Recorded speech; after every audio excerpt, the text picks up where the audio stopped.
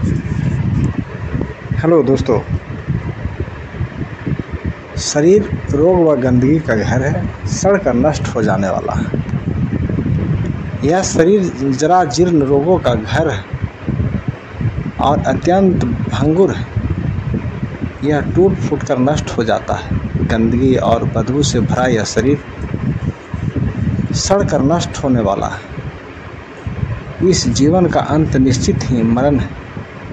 जिस शरीर को व्यक्ति जिंदगी भर अपना मानता है, सजाता संवारता, सुरक्षा प्रदान करता है, इस पर गौर करो।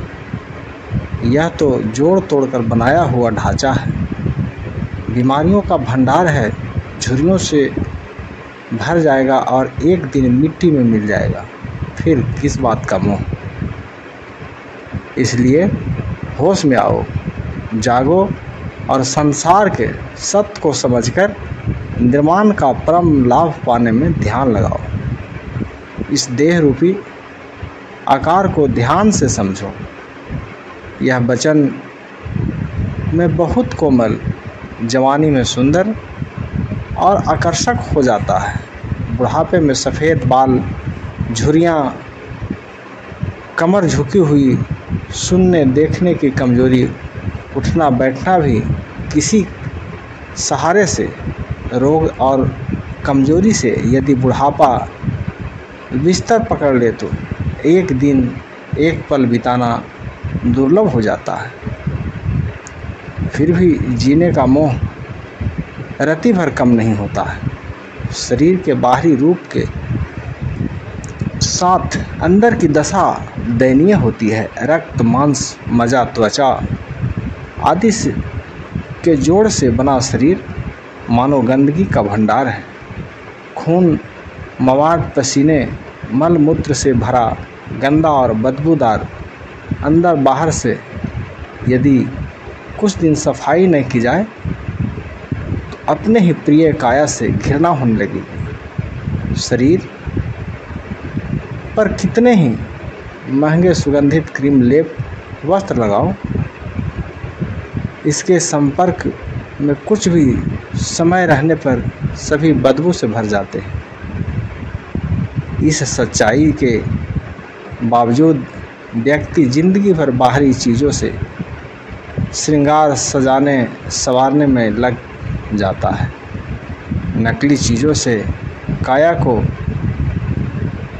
कमनीय, सुंदर, आकर्षक, मोहक निहारता है और दूसरों को भी अपनी देह के प्रति आकर्षण कर प्रशंसा पाने को ललायित करता है। मवाद, खून, मल मूत्र की गंदगी से भरे शरीर को भी सुगंधित लेप, महंगे वस्त्र और आभूषणों से ढकने से भी क्या होगा। एक दिन यह रूप, रंग, चमक सब बिखर कर नष्ट हो जाएगी।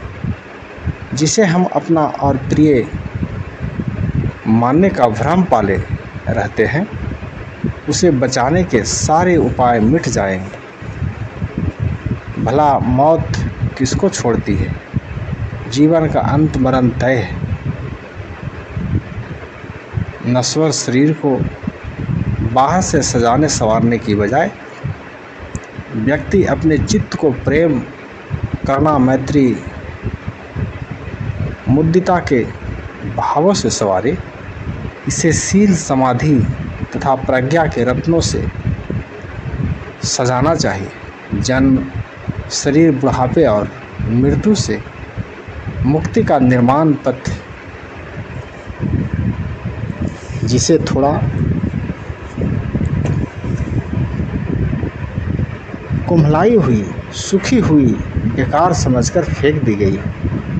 शरद के समय में सड़ी हुई उस लौकी की तरह या कबूतर की सी सफ़ेद हो गई हड्डियों को देखकर भला किसको इस शरीर से मोह होगा? इसके प्रति किसको रति होगी? शरद ऋतु लौकी के लिए अनुकूल समय नहीं। इसमें यदि लौकी पैदा हो जाती है तो तो खाने लायक नहीं रहती, थोथी सड़ी हुई होती और बेकार समझकर फेंक दी जाती। एक बार तथागत ने साधना के हल्के अहंकार से भरे हुए भिक्षुओं से एक समूह को सम्यशासन में जाकर देखने को कहा। भिक्षु वहां से सीधे शमशान घाट पहुंचे। वहां का दृश्य डरावना था। काफी लाशें रखी हुई थी, उनसे दुर्गंध आ रही थी। भगवान ने उस समय भिक्षुओं को कहा, हमारा शरीर हड्डियों का कंकाल है, मांस मज्जा रक्त चाम से सजा हुआ है। इसमें तुम आनंद की अनुभूति करते हो। यह आनंद अस्थायी नहीं है। बेकार लौकी की और कबूतर के रंग समान हड्डियों को देखकर कौन विवेकवान इस शरीर से राग करेगा। इसलिए इस गंदे शरीर को इंद्रिय सुखों भोगों की ओर आकर्षित होने में उत्तेजित न करें, बल्कि मन को सावधानी में लाए और साधना की ओर ले जाए। यह शरीर मानव हड्डियों का एक नगर बनाया गया है और मांस रक्त चर्म से लेपा गया, जिसमें जन्म जवानी बुढ़ापा मृत्यु अहंकार क्रोध ईर्ष्या पाखंड छिपे हुए। इस सुंदर प्रिय और अपना समझने वाले शरीर का तो एक ही परिणाम है, अनित्य नश्वर इस शरीर की सुंदरता जवानी का यही अंत है। सच में यह काया क्या है? हड्डियों से जुड़ा हुआ एक पिंजरा है, जिसमें मांस मज्जा खून पसीना पीत मल मूत्र आदि कई तरह की गंदगियों से भरा एक भारी थैला है। बात यहाँ तक ही नहीं है, बल्कि इसमें राग द्वेष मोह ईर्ष्या आडंबर अहंकार आदि विकारों की गंदी परतें जमी हुई हैं, जिससे इसका स्वरूप और आर्थिक जहरीला हो जाता है। आखिर इसमें ऐसी क्या चीज़ है, क्या गुण है जिससे प्रेम करें मोह करें? आखिर क्यों आए दे दिन, क्यों इस नश्वर गंदी काया को इतना सजाता संवारता है? क्यों इसके लिए मरने मारने पर उतारू हो जाता है? क्यों इसके प्रति आकर्षण होता है, बर्बाद होता है? तथागत कहते हैं, केवल नासमझ अज्ञानी व्यक्ति ही इस शरीर को अपना और प्रिय समझकर अभिनंदन करता है, सजता संवारता और अंत में दुखी होकर अंत मनुष्य इस सत्य को जाने समझे और एकाग्र स्थिति चित्त समाधि में स्थिर चित्त को निर्मल करे, दुखों से मुक्त हो निर्वाण पद का परम सुख पाए। राजाओं से सुंदर भव्य शोभायमान रथ भी पुराने होकर आखिर में जर्जर हो जाते हैं। इसी प्रकार यह शरीर भी पुराना बूढ़ा होकर जर्जर हो जाता है। परंतु बुद्धों संतों संजनों का धम्म कभी पुराना नहीं होता। संत लोग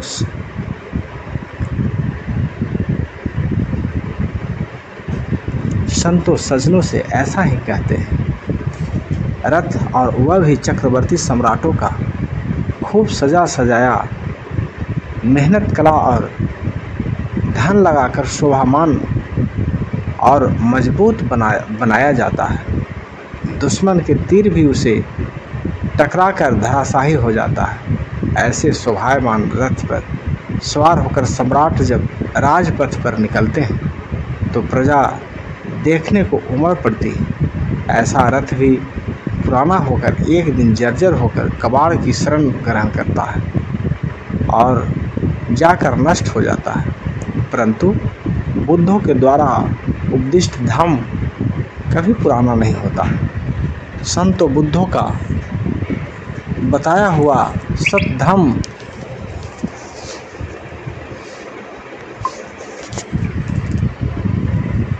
अकालिको है, किसी काल की सीमा में बांधा हुआ नहीं।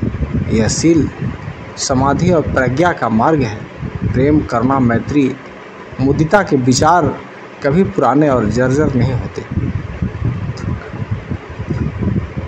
दुख से मुक्ति और सुख शांति का यह धम्म, बुद्धों और संतों का यह धम्म हर काल में प्रासंगिक होता है। मौजूदा दुनिया ऐसे प्रशांत और दुख भरे माहौल के प्राणी जगत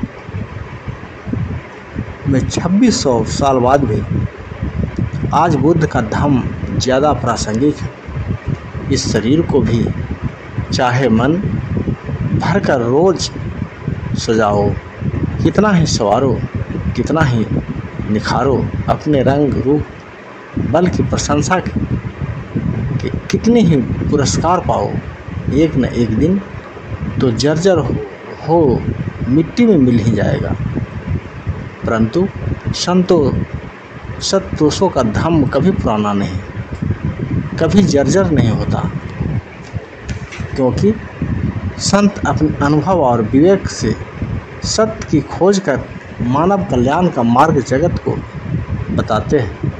अंधविश्वासों, कर्मकांडों, शास्त्रों, आत्माओं, परमात्माओं की अवधारणाओं पर थोपा हुआ विचार संतों का विचार नहीं हो सकता। फिर ऐसे विचार का पुराना, जर्जर और नष्ट होना स्वाभाविक है, देर सवेर मिटना ही है।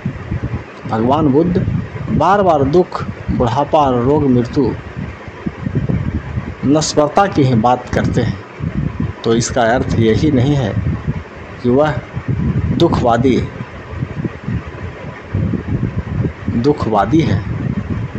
आलस में वह मनुष्य जो संसार के सत्य को जानने समझने से के चक्र से दुख में न फंसे, इसलिए बुद्ध मनुष्य को ऐसे मार्ग पर चलने का जागृत करते हैं, प्रेरित करते हैं, जो दुख मुक्ति और परम सुख प्राप्ति का मार्ग है।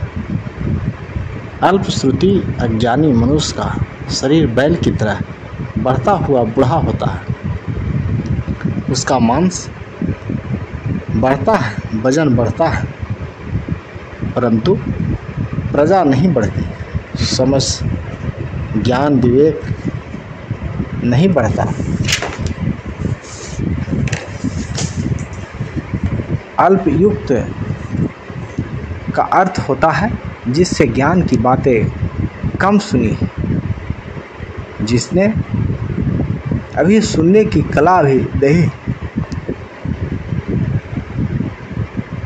ज्ञान की प्राप्ति संतों को सुनने, बुद्धों की वाणी को पढ़ने और ध्यान द्वारा अनुभूति करने से होती है।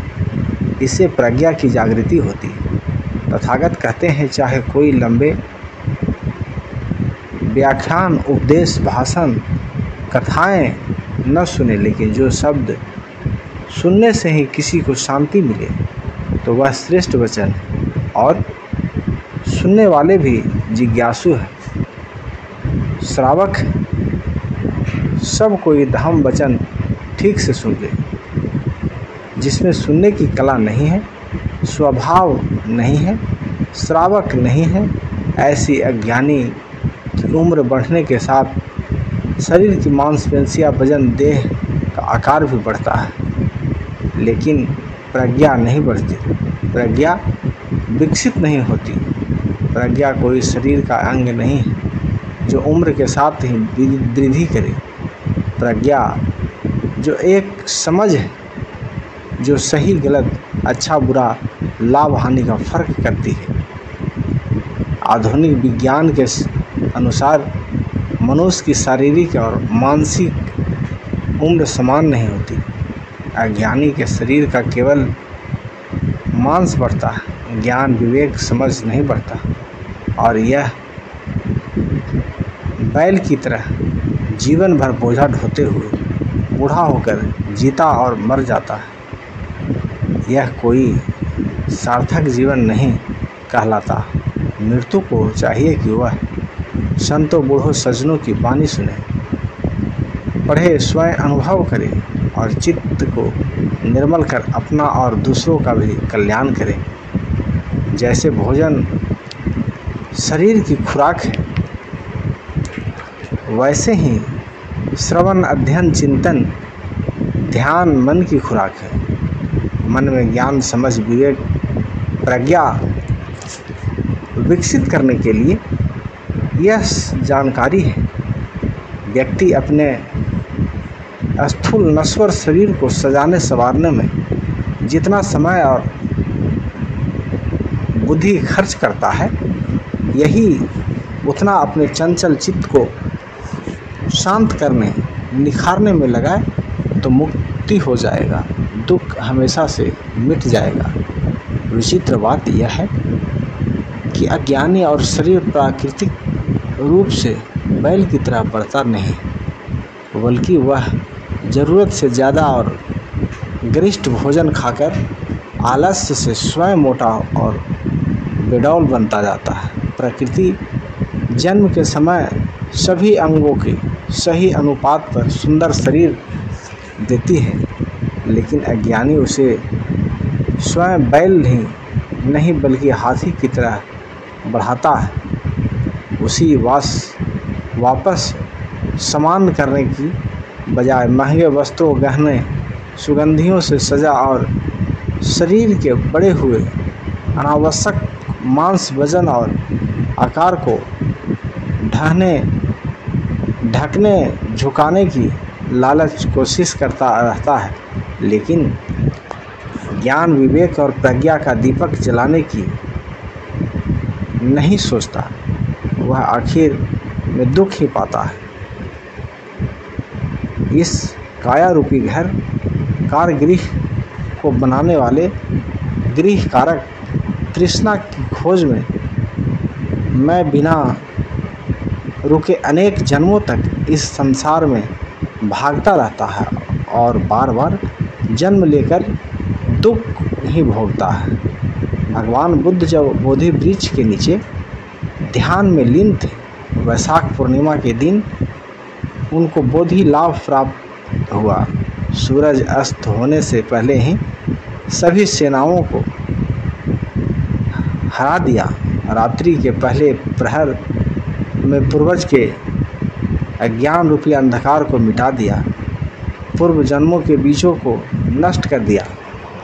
दूसरे प्रहर में दिव्य दृष्टि प्रकट हुई और अंतिम प्रहर में करुणा का सागर हिलोरे लेने लगा।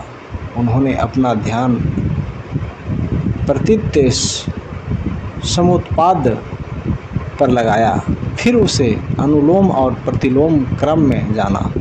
इस प्रकार सम्यक संबोधि को प्राप्त कर सहस्त्र बुद्धों के द्वारा न त्यागे हुए उदाहरण को कहते हुए इस ग्रंथों और गाथाओं को कहा था। वह बोले, मैं बिना सुने अनेक जन्मों तक इस संसार में पढ़ता रहा, जन्म लेना तथा दौड़ता रहा।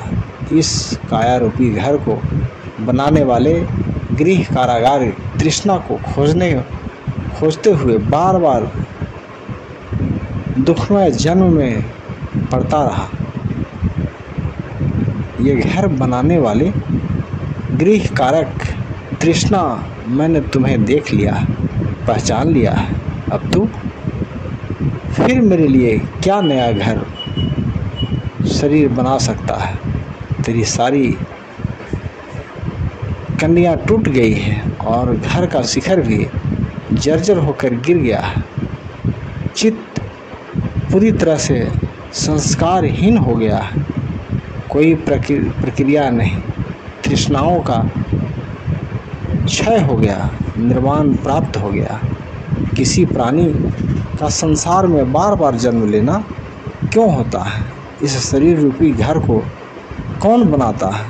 हालांकि इसे घर कहा गया है, लेकिन जीवन के अनुभव से यह कारागृह ही होता है जो दुखमय है। पूर्व जन्म का कारण तृष्णा काम वासना है। 5 विषयों गुणों के प्रति पूर्व जन्म का करुण तृष्णा काम वासना 5 विषयों गुणों के प्रति पूर्व जन्म का कारण तृष्णा है, काम वासना है। 5 विषय गुणों के प्रति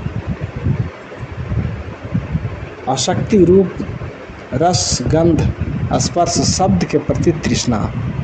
इसके लिए व्यक्ति क्रोध, लोभ, घृणा, हिंसा आदि करता है, बुरे कर्म करता है। सांसारिक सुखों में डूबा हुआ अज्ञानी व्यक्ति जीवन भर भागता है और मरते समय भी मन, धन, रूप, परिवार, प्रतिष्ठा आदि में आसक्त रहता है।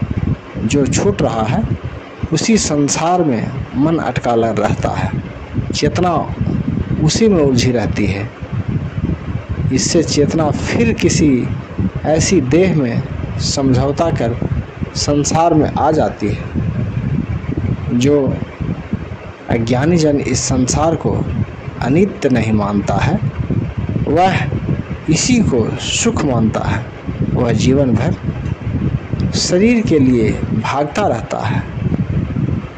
इसी को सजाने, संवारने, खिलाने, पिलाने, मान सम्मान दिलवाने पर हर तरह की शारीरिक सुख को भोगने, सुख सुविधा लुटाने के लिए बुरे कर्म करता है। झूठ, बेईमानी, चोरी करता है। मृत्यु के क्षण तक शरीर के प्रति उसका मोह रति भर कम नहीं होता। वह इसी मोह, इसी अज्ञान और अंधविश्वास के कारण संसार के चक्र में फंसा रहा। कुछ लोग अज्ञान की तरह धारण से ग्रहित रहते हैं कि सिर्फ यही जीवन है, मृत्यु के बाद कुछ नहीं, सब कुछ यही नष्ट हो जाता है। इसलिए इसी जीवन में मारे हुए मौज, शौक, भोग, विलास का आनंद ले लो। उसकी हर समय यही कामना रहती है कि मरने से पहले संसार का कोई सुख भोगने की इच्छुक नहीं किया जाए। वह बुरे कर्म के फल में भी विश्वास नहीं करता और चोरी, बेईमानी, बेविचारी, भ्रष्टाचार, शोषण, हिंसा, क्रोध करता रहता है। वह हमेशा जवान रहना चाहता है। बुढ़ापे में भी जीवन लंबा होने की और जीने का प्रबल इच्छा कायम रहती है। इसी तृष्णा के कारण संसार में वह फिर से जन्म लेकर शरीर धारण करता है। जिसकी तृष्णा शांत हो जाती है, उसकी वासना शांत हो जाती है और विज्ञान प्राप्ति होती है, वह फिर से संसार में नहीं रहता, देह धारण नहीं करता है। भगवान बुद्ध बोधि प्राप्त करने के पश्चात पहले संसार को सार के रूप में देखते रहे थे।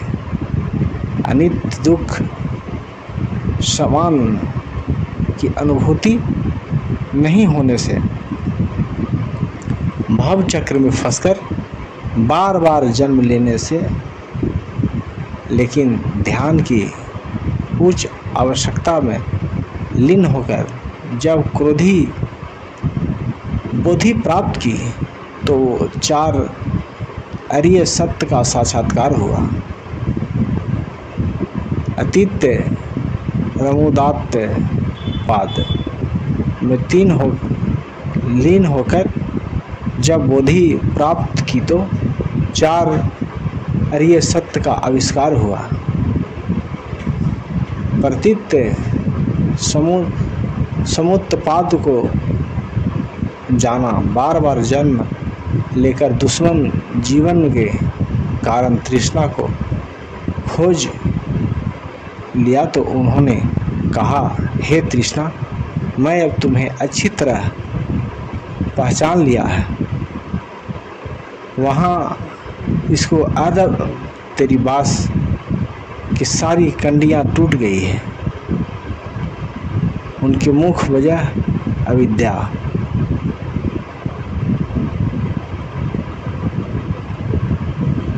को वापस नहीं बना सकेगी। अब मैंने सारी तृष्णाओं को मिटा दिया है, मैं निर्वाण को प्राप्त कर लिया है। तो दोस्तों शुक्रिया, आपने हमारे चैनल बुद्ध विचार मंच को सब्सक्राइब करेंगे, लाइक करेंगे, ये आशा और उम्मीद के साथ ये वीडियो आपके बीच में हम भेज रहे हैं। शुक्रिया। जय संविधान। नमो बुद्धाय।